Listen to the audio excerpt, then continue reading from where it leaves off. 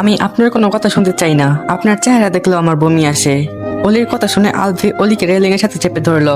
আমার ধৈর্যের পরীক্ষা নেবে না, বুঝলে? তুমি যদি ভেবে থাকো তুমি যা ইচ্ছা তাই বলবে আর আমি তোমাকে কিছুই বলবো না, তাহলে তুমি ঠিক ভেবেছো। আলভির কথা শুনে অলি থতমত খেয়ে গেল। বলে কি এই লোকটা? চুপচাপ দাঁড়াও প্লিজ, আমি একটু পর চলে যাব।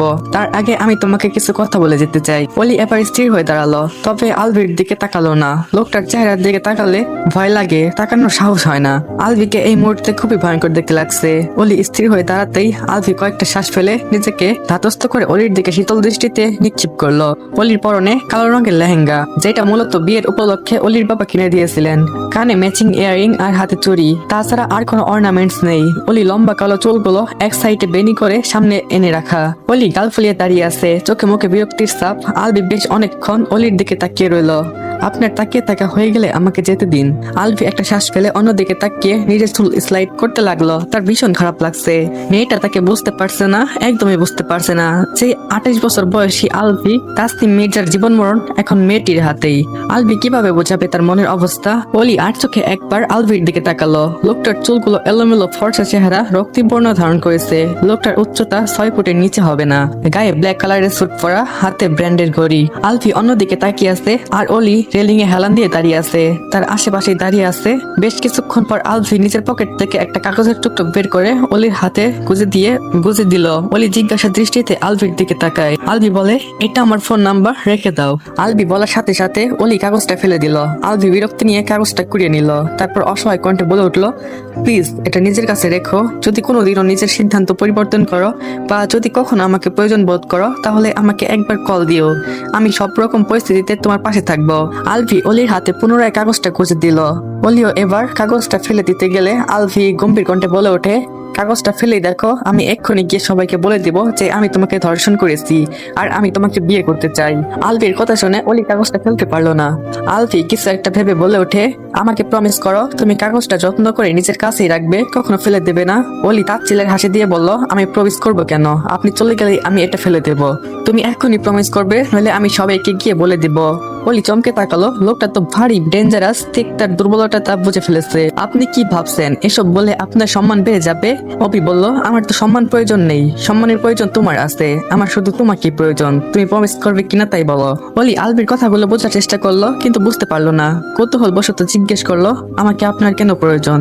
আলভি বলতে গিয়ে বলতে পারলো না। এসব বলে কোনো লাভ নেই, কারণ অলি তাকে ঘৃণা করে। জাস্ট প্রমিস করো তুমি। অলি কপাল কুঁচকে আলভির দিকে তাকিয়ে রইল। আলভি প্রচন্ড বিরক্ত হয়ে ওঠে। You have only 5 seconds, promise করো। অলি উপায়ন্তর না পেয়ে প্রমিস করেই ফেললো। আচ্ছা প্রমিস করলাম, কাগজটা নিয়ে রেখে দেব, এখন যেতে দিন আমাকে। আলভি রাস্তা থেকে সরে দাঁড়াতেই অলি দরজা পর্যন্ত গিয়ে পুনরায় আলভির দিকে তাকালো। আলভি এক দৃষ্টিতে তার দিকে তাকিয়ে আসতে অলি দৃষ্টি ফিরিয়ে পা ফেলে নিচে নেমে গেল। পেছনে রেখে গেল আলভিকে। আলভি রেলিং এর পিঠ ঠেকিয়ে প্যান্টের পকেট থেকে অলির নুপুরটা বের করলো। যদিও সে এটা ফিরিয়ে দেওয়ার উদ্দেশ্যে এনেছিল, কিন্তু সে দিতে পারলো না। এটা দিয়ে দিলে তার কাছে আর কিছুই অবশিষ্ট থাকবে না। আলভি কিছুক্ষণ দাঁড়িয়ে থেকে নিচে নেমে এলো। তারপর নিজের ব্যাগপত্র গুছিয়ে নিল। আলভির বাবা ওসমান মির্জা আজকে সকালে এসেছেন। উর্মিলা সারাটিক্ষণ বাবার সাথে সাথেই থেকেছে আর মায়ের নামে নালিশ করেছে। তিহান সবার অগোচরে উর্মিলাকে প্রপোজ করার চেষ্টা করে গেলেও কাজ কিচ্ছুটি পাচ্ছে না। বিকেলের দিকে মির্জা পরিবারের সবাই নিজেদের বাড়ির উদ্দেশ্যে রওনা দেয়। আলভি অবশ্য আসার সময় অলিকে একবার দেখে আসতে চেয়েছিল, কিন্তু মেয়েটা তার সামনেও পড়েনি। এদিকে আসমা বানু বোনের অবস্থা খারাপ দেখে আরো 2 দিন থেকে যাওয়ার সিদ্ধান্ত নিয়েছে। অলির অবশ্য এখন আর থাকতে অসুবিধা নেই। আলভি নামের শয়তান ছেলেটা চলে গেছে। অন্যদিকে ওসমান মির্জা কিছুতেই বুঝতে পারছে না যে তারা আজকেই কেন চলে এলো। তারা তো পূর্বে সিদ্ধান্ত নিয়েছিল যে তিশার বউ ভাত অ্যাটেন্ড করে তারা বাড়ি ফিরবে। আলভি কার ড্রাইভ করছে, সামনের সিটে তিহান আর পেছনের সিটে উর্মিলা। ওসমান মির্জা আর শাহনাজ বেগম বসেছেন। আমি বুঝতে পারছি না যে তুমি হঠাৎ চলে এলে কেন? ওসমান মির্জার কথার প্রেক্ষিতে শাহনাজ বেগম কিছুক্ষণ চুপ থেকে বলে ওঠে, সবকিছু কারণ খুঁজতে নেই, আমি গতকালকে চলে আসতাম, শুধুমাত্র বিয়েটা সামনে রেখে চলে আসতে পারিনি। উর্মিলা চুপচাপ বসে আছে। সেও জানে কোনো না কোনো গন্ডগোল হয়েছে, সেজন্যই তার মায়ের মুড ঠিক নেই। আলভি তো বিনা বাক্যে গাড়ি চালাচ্ছে। তার অলিকে রেখে আসতে মন চাইছিল না, কিন্তু এছাড়া তার আর কিছুই করার নেই। অলির কাছাকাছি থাকলে তার প্রতি আলভির ফিলিংস গুলো বেপরোয়া হয়ে উঠবে, যেগুলো পরবর্তীতে আলভি নিজেই কন্ট্রোল করতে পারবে না। তার সে অলিকে অলির মতো থাকতে দেওয়া বেটার অপশন ছিল। আলভিও এই সুযোগে অলিকে ভুলে যাওয়ার চেষ্টা করবে। তিশার বউভাত শেষে অলিও নিজের ফ্যামিলির সাথে নিজেদের পরিবারে ফিরে আসে। অলি আজকে বাড়িতে একাই আছে। তার মা আসমা বানু একটা পেস্ট্রি শপে কাজ করে, বাবা লিয়াকত হোসাইন ব্যাংকে জব করে। অলিও এই সময়টাতে স্কুলে থাকে। তবে এখন শীতকালীন ছুটি চলছে, কালকেই এই ছুটি শেষ হয়ে যাবে। তারপর থেকে আবারও অলি স্কুলে অ্যাটেন্ড করবে আর ভালো করে পড়াশোনা করে সামনের বছরে এসএসসি পরীক্ষার জন্য প্রিপারেশন নেবে। সে আস্তে আস্তে সেই রাতের কথা ভুলে যেতে চাইছে, কিন্তু পারছে না সেসব ভুলে যেতে। সে সেদিন রাতে ঠিক করে নিয়েছিল যে সে সবাইকে আলভির ব্যাপারে সত্যিটা বলে দেবে যে আলভির উপরে ভালো মানুষের চাদর দিয়ে ঢেকে রাখলেও সে একজন র্যাপিস্ট। কিন্তু অলি সেসব বলতে পারেনি, এমনকি নিজের মায়ের সাথেও শেয়ার করতে পারেনি। কেন পারেনি? কারণ আলভির মা সেই রাতে আলভির মাই দরজা খুলেছিল। অলি নিজের রুমে বসে বসে ভাবতে লাগে সেই রাতে কিভাবে শাহনাজ বেগম তাকে উল্টাপাল্টা কথা শুনিয়েছিল। অতীত সেদিন হঠাৎ করে 8টার দিকে শাহনাজ বেগমের ঘুম ভেঙে যায়। সে পানি খাওয়ার জন্য উঠে দেখলো জগে পানি নেই। তার পাশে উর্মিলা গভীর ঘুমে মগ্ন। শাহনাজ বেগম কিচেনে এসে পানি খেয়ে নিজের রুমে ফিরে আসার সময় ভাবলো আলভিকে একবার দেখে যাবে। উর্মিলা বলেছিল আলভির শরীর ভালো নেই বলে সে নাকি মেহেন্দি অনুষ্ঠান শেষ হওয়ার আগে রুমে চলে এসেছিল। এসব ভেবে আলভির রুমের দরজার সামনে আসতেই সে চমকে যায়, কারণ আলভির রুমের দরজা বাইরে থেকে লক করা ছিল। শাহনাজ বেগম কৌতূহল বশত দরজা খুলতেই অলিকে আলভির রুমে দেখে বড়সড় একটা ধাক্কা খেলো। সে যতদূর জানে তার ছেলে এরকম নয়, তাহলে নিশ্চয়ই এই মিডল ক্লাস ফ্যামিলির মেয়েটাই তার ছেলেকে ফাঁসানোর চেষ্টা করছে। এসব ভেবে শাহনাজ বেগম প্রথমে অলিকে বিশ্রী ভাষায় কতগুলো গালি দিলেন। তারপর অলির হাত ধরে টেনে অলিকে রুম থেকে বের করে সাইডে নিয়ে গিয়ে রাগেশ্বরে জিজ্ঞেস করে, এই মেয়ে তুমি আমার ছেলের সাথে কি করছো? অলি কাঁদতে লাগলো, আমি কিচ্ছুটি করিনি আন্টি, আপনার ছেলেই আমার সাথে জোরাজুরি করেছে। কথাটা শুনে শাহনাজ বেগম অলিকে থাপ্পড় দেওয়ার উদ্দেশ্যে হাত উঠিয়েও নিজেকে সংযত করে নেয়। অলির উপর হাত তোলার অধিকার তার নেই। অলি তো চোখ মুখ খিচে থাপ্পড় খাওয়ার অপেক্ষা করছিল, কিন্তু তেমন কিছু না হয় সে চোখ মেলে তাকায়। অলি সাহস জুগিয়ে বলে ওঠে, আপনার ছেলে একটা জানোয়ার, আমার সাথে যা কিছু করেছে তার ফল ওনাকে ভোগ করতেই হবে। ছেলেকে এভাবে বলতে শুনে শাহনাজ বেগম চটে গেলেন, যত বড় মুখ নয় তত বড় কথা, কি করবে তুমি আমার ছেলের সাথে? হ্যাঁ, চরিত্রহীন কোথাকার। এই শোনো, তোমার মতো মেয়েদের আমার চেনা আছে। যেই বড় লোকের ছেলেকে দেখছো অমনি গলায় ঝুলে যেতে চাইছো, তাই না? দুধের দাঁত পড়ার আগে ছেলেদেরকে ফাঁদে ফেলা শিখে গেছো দেখছি।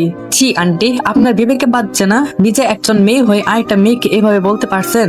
হ্যাঁ পেরেছি, আমি আর অনেক কিছু বলতে পারি। এই মেয়ে শুনে রাখো, আজকের এই ঘটনা এখানেই শেষ। যদি এটা নিয়ে কোনো রকম বাড়াবাড়ি করার চেষ্টা করেছো তাহলে তার ফল ভালো হবে না। তাহলে তো আপনার ভয় পাওয়ার দরকার নেই। আমি এক্ষুনি গিয়ে সবাইকে জানাবো আপনার ছেলের কুকর্মের কথা, সবাইকে বলে দিব। তারপর আপনার ক্ষমতা দিয়ে সবকিছু সামলে নিয়েন। কথাটা শুনে শাহনাজ বেগম চোখ কটমট করে অলির দিকে তাকালো। মেয়েটা কিসের তৈরি সেটাই সে বুঝতে পারছে না। তবে এই মেয়েকে যেভাবেই হোক আটকাতেই হবে, নইলে তাদের মান সম্মান ভুলে মিশে যাবে। তুমি এসব কথা সবাইকে বললে তোমার বাপ মায়ের কি হবে ভেবে দেখছো? নাকি তোমার বাপ মাও তোমার এই প্ল্যানের সাথে যুক্ত আছে? তারাই কি তোমাকে এসব করা শিখিয়েছে নাকি? অবশ্য তারা প্ল্যানে যুক্ত থাকলে তাতে কিছু হবারও কথা না। শাহনাজ বেগমের কথা শুনে অলি 2 পা পিছিয়ে গেল। শাহনাজ বেগম আবারও বলে উঠলেন, শুনে রেখো মেয়ে, তোমার বাবা মা যদি ভেবে থাকে মেয়েকে দিয়ে এই সমস্ত করিয়ে আমার ছেলের গলায় তোমাকে ঝুলিয়ে দিতে পারবে, তাহলে তারা ভুল ভেবেছে। আমার ছেলের পেছনে মেয়েদের লাইন লেগে থাকে বুঝলে। তোমার মতো 2 টাকার মেয়ের পেছনে সময় নষ্ট করার মতো সময় ওর নাই। অলি শব্দ করে কেঁদে উঠলো, দয়া করে আমার বাবা মাকে এসবের ভেতরে আনবেন না। ওনারা এসব শুনলে আমাকে মেরে ফেলে নিজেরা মরে যাবে। শাহনাজ বেগম ভেসে উঠলেন, ভেবেই দেখো এই সমস্ত কথা জানাজানি করে নিজের কবর খুঁড়বে নাকি এই নাটক এখানে শেষ করবে।